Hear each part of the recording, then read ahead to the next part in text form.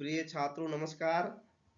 मैं डॉक्टर जे लनोते, सहायक प्राध्यापक संस्कृत, राजमाता सिंधिया शासकीय स्नातकोत्तर कन्या महाविद्यालय छिंदवाड़ा, मध्य प्रदेश। आज हम संस्कृत में अच अर्थात स्वर संधि के बारे में जानेंगे। अच संधि क्या है? संधि की परिभाषा दो वर्णों के मेल से जो विकार उत्पन्न होता है उसे हम संधि कहते हैं। जैसे शिवालय, शिव धन आलय। इसी प्रकार से हम संधि के अंतर्गत किस प्रकार से लाभ अर्जित कर सकते हैं, इस वीडियो के माध्यम से हम जानेंगे। संस्कृत व्याकरण की गहराइयों का ज्ञान होगा, अच संधि का ज्ञान होगा, अच संधि विच्छेद का ज्ञान होगा। विद्यार्थी संधि एवं विच्छेद के महत्व को समझ पाएगा। अच संधि के प्रकार, वैसे लघु सिद्धांत कौमुदी के अंतर्गत अच संधि के 8 प्रकार बतलाए गए हैं। यण संधि, अयादि संधि, सवर्ण दीर्घ संधि, गुण संधि, वृद्धि संधि, पूर्व रूप संधि, प्रकृति भाव संधि, पर रूप संधि। तो सबसे पहले हम यण संधि के बारे में जानेंगे। यण संधि का सूत्र है इको यणचि। इका यह प्रत्यार है और इक प्रत्यार का विग्रह करते हैं तो उसके वर्ण होते हैं ई उ री री। इसके स्थान पर यण प्रत्याहार अर्थात ये व र ल आदेश होते हैं तो वहां पर यण संधि होती है। जैसे प्रतीकः, प्रतिधन एकः। अब यहाँ पर प्रति में ई छिपा हुआ है तो ई का क्या हो जाता है? ये हो जाता है। तो प्रति का क्या हो जाएगा? प्रत्यय। तो प्रत्यय हो जाएगा तो प्रत्यय धन एक प्रत्यय का। उसी प्रकार से मधवरी, मधु धन अरि। मधु में ऊ छिपा हुआ है और ऊ का क्या हो जाता है? वो हो जाता है। तो मधु का क्या हो जाएगा? मध्व धन अरि, मधवरी। अब हम अयादि संधि के बारे में जानेंगे। अयादि संधि का सूत्र होता है एचो अ औ आय आवह। ये प्रत्यार है। ये प्रत्यार का यदि विग्रह करते हैं तो ए ओ अ औ हो जाता है। तो ए ओ अ औ के स्थान पर क्रमशः अ औ आय आव आदेश होते हैं। जैसे हम उदाहरण के तहत समझते हैं नयनः, तो इसका विग्रह होगा ने धन अनः। अब न में ए की मात्रा लगी है तो ए का क्या हो जाता है? अय हो जाता है। तो न में ए की मात्रा लगी है तो ने हो गया और ने का क्या हो जाएगा? नय। तो नय धन अन नयनः। उसी प्रकार से भावना, भावना का यदि विग्रह करते हैं तो भो धन अनः। अब वो में क्या हो जाता है? औ हो जाता है। तो भू का क्या हो जाएगा? औ हो जाएगा। तो भू का भव धन अनः, भवनः। अब हम जानते हैं सवर्ण दीर्घ संधि। इसका सूत्र होता है अक सवर्णे दीर्घः। अब अक सवर्णे दीर्घ का सिंपल सा उदाहरण है, जैसे प्रत्यार होगा उसी के सामने उसी का प्रत्यार यदि आता है तो दीर्घ आदेश होता है। तो इसका उदाहरण हम देखते हैं, हिमालय।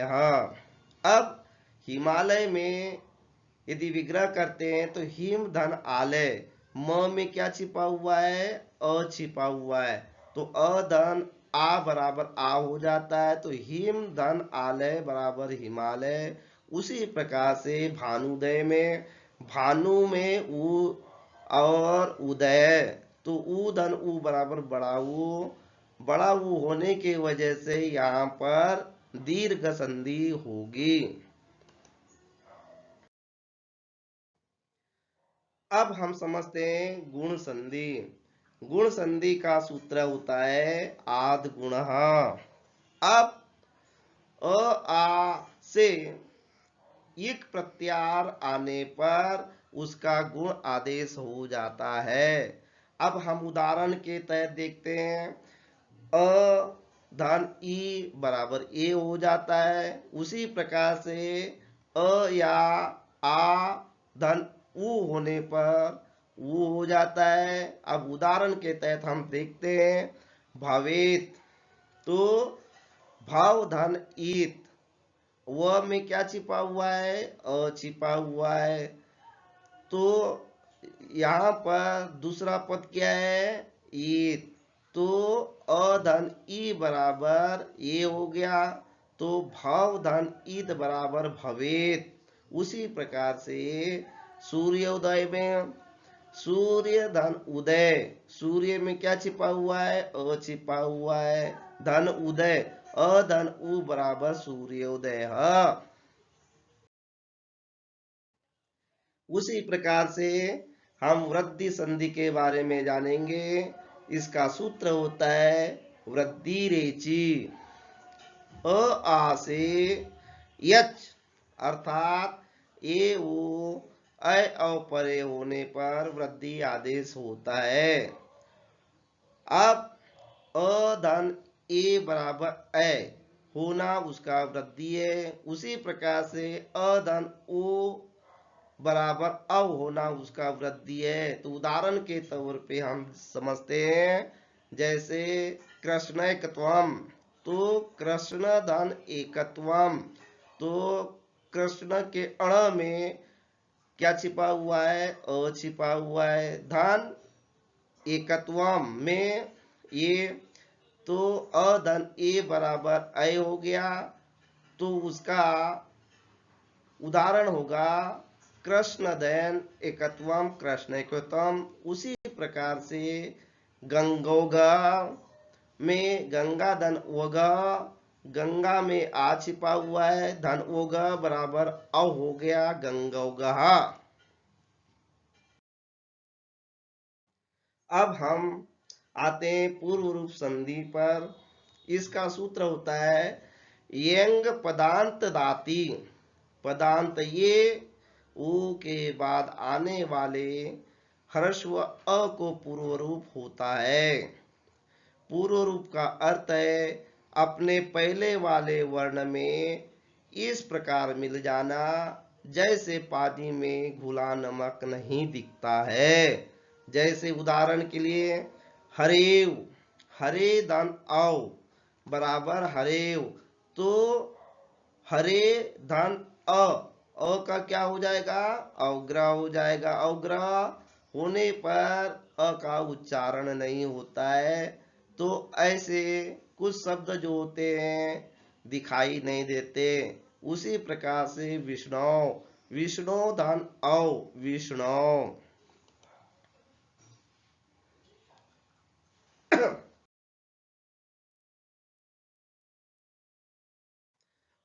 उसी प्रकार से प्रकृति भाव संधि, इदु देत द्विवचनम प्रग्रेयम, किसी भी द्विवचन के अंत में यदि ई उ या ए हो तो उन्हें प्रग्रह कहते हैं। जैसे हरि एतौ, हरि धन एतौ, गंगे अमु, गंगे धन अमु। अब आते हैं हम पर रूप संधि पर। इसका सूत्र होता है अतो गुणे। अपदांत अ को पर रूप होता है गुण परे होने पर, अर्थात अ ए उ परे होने पर। जैसे अदान अ में अकह सवर्ण दीर्घ से दीर्घ संधि होती है, उसी प्रकार से अदान ए में वृद्धि रेचि से वृद्धि संधि होती है। अब हम इस संधि के माध्यम से क्या सीख सकते हैं, इसका क्या महत्व है, उसको हम सारांश के रूप में समझते हैं। अर्थ संधि के 8 भेद होते हैं। एण संधि, अयादि संधि, गुण संधि, सवर्ण दीर्घ संधि, वृद्धि संधि, पूर्व रूप संधि, प्रकृति भाव संधि, पर रूप संधि। इसमें मुख्य रूप से एण संधि, अयादि संधि, सवर्ण दीर्घ संधि, गुण संधि, वृद्धि संधि का प्रयोग किया जाता है। संस्कृत व्याकरण में संधि का विशेष महत्व होता है। जब तक संधि या विच्छेद के महत्व को छात्र नहीं समझेंगे, तब तक संस्कृत व्याकरण एवं संस्कृत साहित्य को समझना कठिन होता है। इसलिए संधि एवं संधि विच्छेद का ज्ञान होना आवश्यक होता है। आप संधि को अधिक से अधिक समझ पाओ, इसलिए हमने कुछ यूजफुल लिंक यूट्यूब के माध्यम से दिए हैं।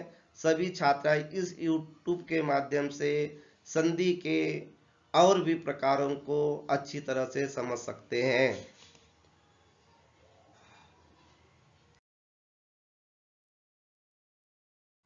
अब संधि को जानने के लिए हमने कुछ संदर्भ ग्रंथ भी दिए हैं। इन संदर्भ ग्रंथों के माध्यम से सब छात्र अधिक से अधिक ज्ञान अर्जित कर सकते हैं। अब हमने अर्थ संधि के बारे में जो समझाया, अब हम जानना चाहेंगे कि छात्र ने हमारे समझाए हुए परिभाषा उदाहरणों के माध्यम से कितना समझ पाया। इसलिए उनके लिए स्वमूल्यांकन अर्थात वैकल्पिक अभ्यास प्रश्न हम दे रहे हैं। सभी छात्र ध्यान देंगे कि कौन से प्रश्न का उत्तर क्या होगा। प्रश्न 1, विद्यालय में संधि है। वृद्धि संधि, एण संधि, दीर्घ संधि, गुण संधि।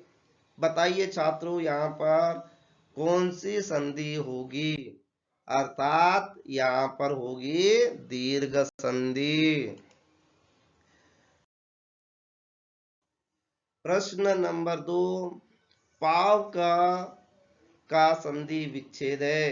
पदन आव का, पूधन अक, पौधन अक, पावधन अक।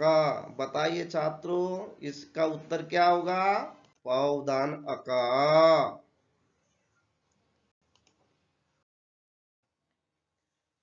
प्रश्न नंबर 3, गुण संधि युक्त शब्द है। पहला है महेंद्र, दूसरा इत्यादि, तीसरा श्रीश, चौथा है पवन।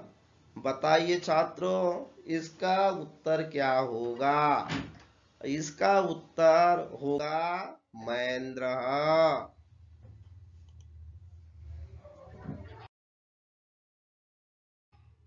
छात्रों, आपके लिए प्रश्न नंबर 4, पूर्व रूप संधि का उदाहरण है। पहला हरिव, दूसरा हरि वंदे, तीसरा हरिन वंदे, चौथा हरि हरव। बताइए छात्रों, इसका उत्तर क्या होगा? हरेव।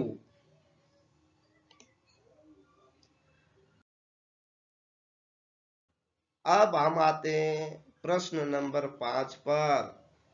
वृद्धि संधि युक्त शब्द है। पहला रमेश, दूसरा विद्यालय, तीसरा यतिव, चौथा यद्यपि। बताइए छात्रों, इसका उत्तर क्या होगा? यथेव। धन्यवाद।